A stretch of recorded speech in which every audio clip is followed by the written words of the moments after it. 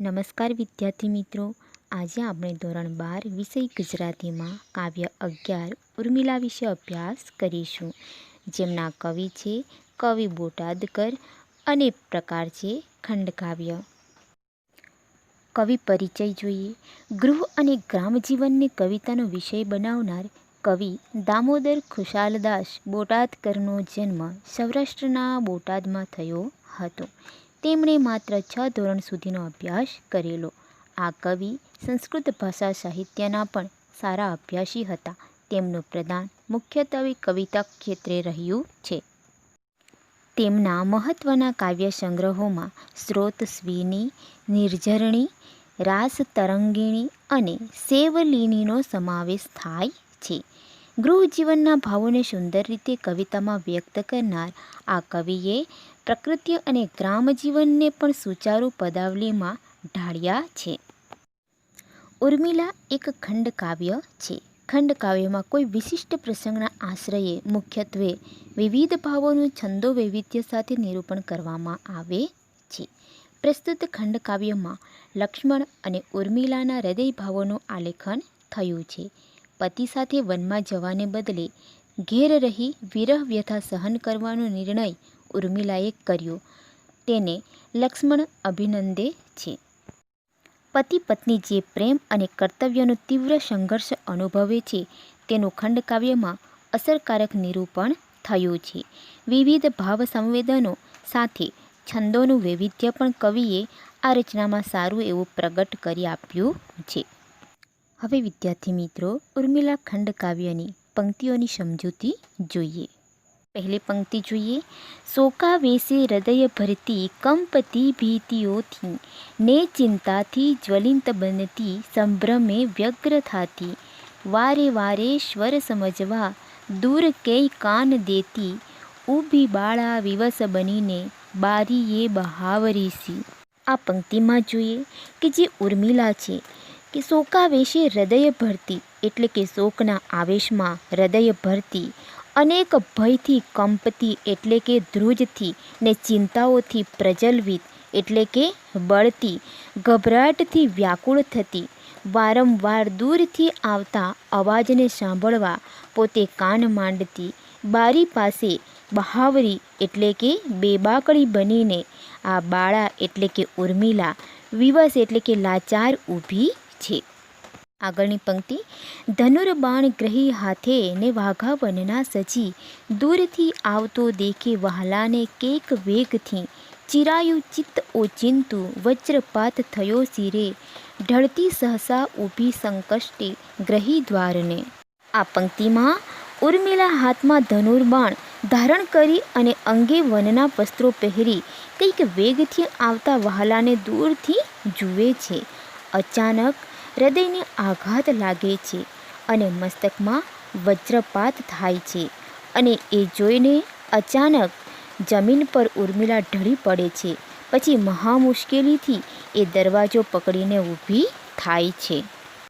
હજારો વર્ષમાં તર્કો અંતરે ઉદ્ભવી રહ્યા, તોયે ધૈર્ય ધરી ઊભી સ્વામીને સન્મુખી થવા, કૃતાપરાધ સો આવી ઊભો દીન મુખે પતિ, સંબોધી સ્નેહના શબ્દો વદે ધીમે વિવેકથી.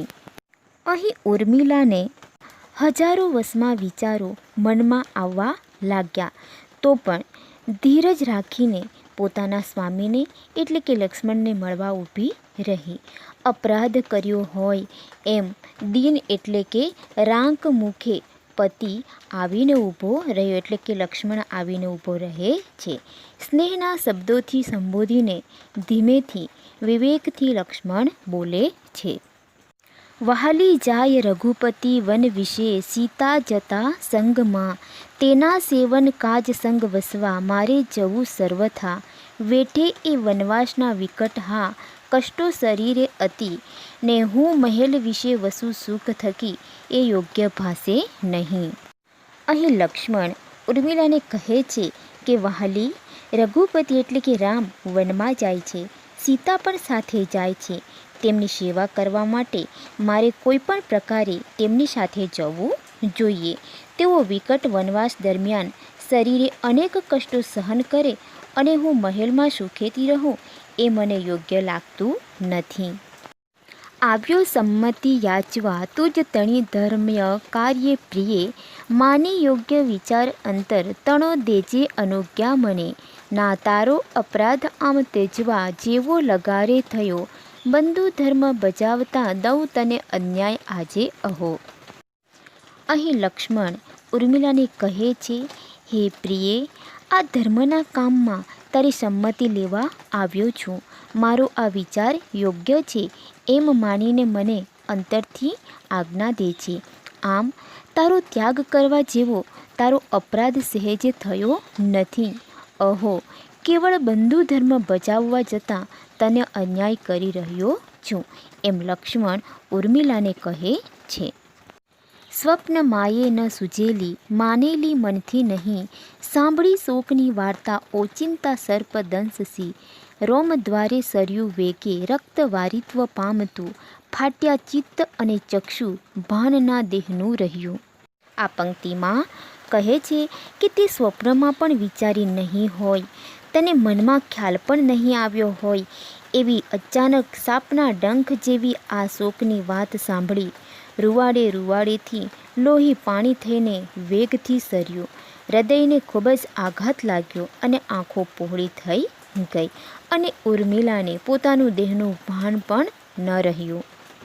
કાષ્ટની પૂતળી જેવી ઊભી સ્તબ્ધ બની રહી, વૃત્તિઓ સર્વ વહાલાને વિલોકે મુખ વાંચતી.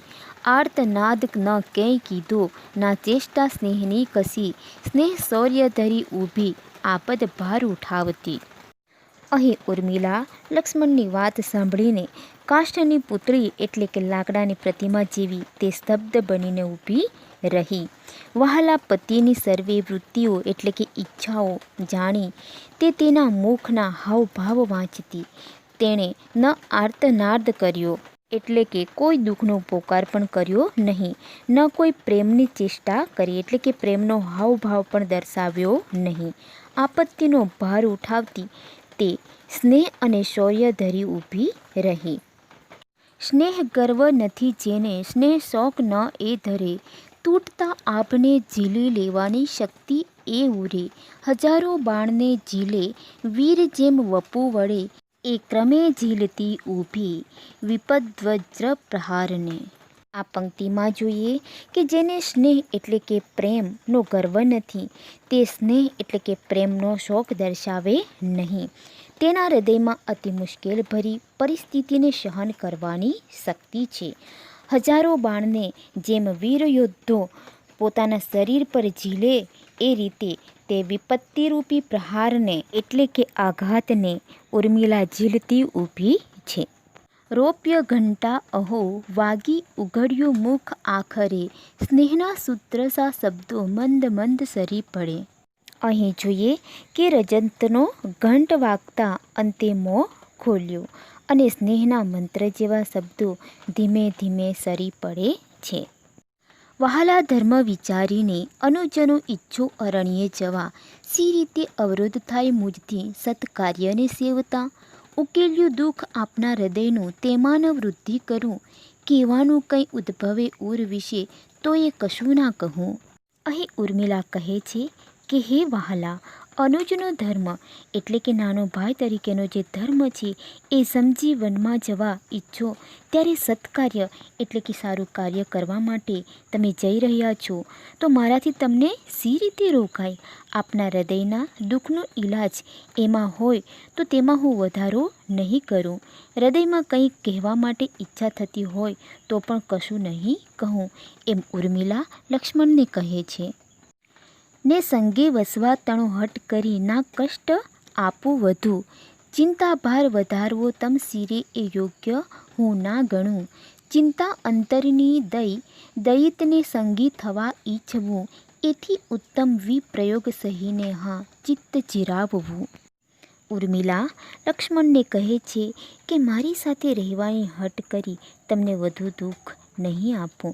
તમારા શિરે ચિંતાનો ભાર વધારવો તેને હું યોગ્ય ગણતી નથી. પતિને મારા હૃદયની ચિંતા કરાવી તેના સંગી રહેવા ઈચ્છવું તેના કરતાં ઉત્તમ એ છે કે વિયોગ સહીને હા હૃદયને આઘાત પહોંચાડવો.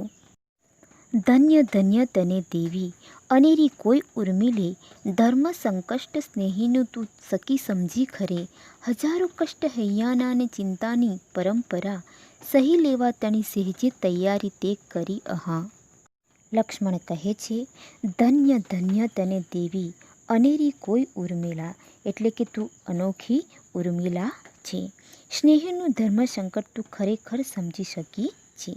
હજારો કષ્ટ હૈયાના અને ચિંતાની પરંપરા સહન કરી લેવાની તે સહેજે તૈયારી કરી આહા, એમ પોતે લક્ષ્મણ અહીં ઉર્મિલાને કહે છે. ચિત્તને ચીરતા ભૂંડા વિલાપો નહીં તે કર્યા, સંસાર સેવકોથી તું જુદી કોઈ સુરાત મજા, કર્તવ્ય પાળવા કેરો હર્ષ તું હણી નાખશે, વનવાસ વિશે વિઘ્નો હા અતર્કિક આપશે, અથવા આવવા સંગે હઠ બુરો બતાવશે. અહીં લક્ષ્મણ ઉર્મિલાને કહે છે કે હૃદયને વિંધતા ભૂંડા એટલે કે ખરાબ, વિલાપો એટલે કે રુદન તે ન કર્યા. તું સંસાર સેવકોથી કોઈ જુદી સુરાત મજા એટલે કે અલગ જ એક શૂરની આત્મજા એટલે કે પુત્રી છે. ફરજ પાળવાનો આનંદ તું હણી નાખશે, હા વનવાસ જવામાં અણધાર્યા વિઘ્નો નાખશે, અથવા મારી સાથે આવવા ખોટી હઠ કરશે, એવું લક્ષ્મણ કહે છે. સીતાનો દાખલો લેવા તું અવશ્ય ઊભી થશે, હતી એ અંતરે ભીતિ ઉપાયો સૂઝતા નહીં, પરંતુ દિવ્ય કો દેવી સિદ્ધ તું સર્વથા થઈ, સ્વાર્થને પોષવા તારે અંતરે વાસના નથી, સ્નેહીના ચિત્તને શોભી એવી તે શાંતિ સાચવી. અહીં લક્ષ્મણ ઉર્મિલાને કહે છે કે સીતાનો દાખલો લેવા તું જરૂર ઊભી થશે એવું મારા અંતરમાં એ ડર હતો. કોઈ માર્ગ સૂઝતો ન હતો, પરંતુ તું કોઈ દિવ્ય દેવી સર્વથા સાબિત થઈ. તારા અંતરમાં સ્વાર્થને પોષવાની ઈચ્છા નથી, તે સ્નેહીના ચિત્તને શોભે તેવી શાંતિ રાખી છે. સંગે રેવું નિજ હૃદયનો ભાર ઉતારવાને, ને વહાલાને કુશલ નિરીખે અંતરે રાજવાને, એ તો વહાલી અધમ ઉરનો સ્વાર્થ કે સ્નેહ ગર્વ, સ્નેહી કેરું હૃદય સમજે તે તણુ સત્વ સર્વ. પંક્તિમાં જોઈએ કે પોતાના હૃદયનો ભાર ઉતારવા એટલે કે હૃદયને હળવું કરવા, સાથે રહેવું અને વહાલાને કુશલ જોઈ મનમાં આનંદ પામવું, એ તો વહાલી અધમ હૃદયનો સ્વાર્થ કે સ્નેહ ગર્વ છે. સ્નેહીનું હૃદય સમજે તે જ સર્વનો સાર છે. ચિંતા ભૂંડી હૃદય હણતી સોંપવી સ્વામી ચિત્તે, ને રક્ષાની કઠિન કૃતિમાં રોકવો સર્વ રીતે, લૂંટી લેવું વિષમ વનમાં સર્વ સ્વાતંત્ર્ય એનું, એ વહાલી તે ઉચિત ન ગણ્યું, ધન્ય હા ધૈર્ય તારું. અહીં લક્ષ્મણ ઉર્મિલાને કહે છે કે હૃદયને પરેશાન કરતી ખોટી ચિંતા સ્વામીના ચિત્તને સોંપવી અને રક્ષાના કઠિન કાર્યમાં સર્વે રીતે તેને રોકવો, વિષમ વનમાં તેનું સર્વ સ્વાતંત્ર્ય લૂંટી લેવું, એ વહાલી તે યોગ્ય ન ગણ્યું, ધન્ય હા તારી ધીરજને હું ધન્ય કહું છું. ના શિક્ષાના કથન કથવા યુક્ત તારા સમીપે, ને આશ્વાસો પણ ઉચ્ચરવા વ્યર્થ જેવા દિશે છે, ઉત્પાતોને તુજ હૃદયનો કંપ દેખી શકું છું, તોય તારી ધૃતિ નિરખતા સ્વાસ્થ્ય સેવી શકું છું. અહીં લક્ષ્મણ ઉર્મિલાને કહે છે કે તારી પાસે શિખામણના શબ્દો કહેવા યોગ્ય નથી, અને આશ્વાસનના શબ્દો પણ ઉચ્ચારવા વ્યર્થ એટલે કે નકામા જેવા લાગે છે. તારા હૃદયમાં થતા ઉત્પાત એટલે કે ઘમસાણ અને કંપન એટલે કે ધ્રુજારી હું જોઈ શકું છું, તો પણ તારી ધીરજ જોતાં હું સ્વસ્થ રહી શકું છું. પતિએ પીઠ કીધી ને દયિતા દેખતી રહી, અંતે હાય કહી બાળા મૂર્છિતા ભૂતલે પડી. અહીં પતિએ પીઠ ફેરવી એટલે કે લક્ષ્મણે પીઠ ફેરવી, અને દયિતા એટલે કે અહીં લક્ષ્મણની પત્ની ઉર્મિલા જોતી જ રહી ગઈ. અંતે હાય કહીને બાળા એટલે કે ઉર્મિલા મૂર્છા ખાઈને એટલે કે બેભાન થઈને જમીન પર ઢળી પડી. વિદ્યાર્થી મિત્રો, અહીં કવિએ આ ખંડકાવ્યમાં ઉર્મિલાને સૌને માટે આદર્શરૂપ મોટી ઉચેરી નારી, ભારતીય સમાજમાં અમર સ્થાન ધરાવતી દર્શાવી છે. ઉર્મિલાનો પરિવાર ધર્મ, પતિ ધર્મ અને રઘુકુળની પ્રતિષ્ઠાને સહેજે પણ આંચ ન આવે એવો એનો અભિગમ વાચકના હૃદયને સ્પર્શી જાય છે.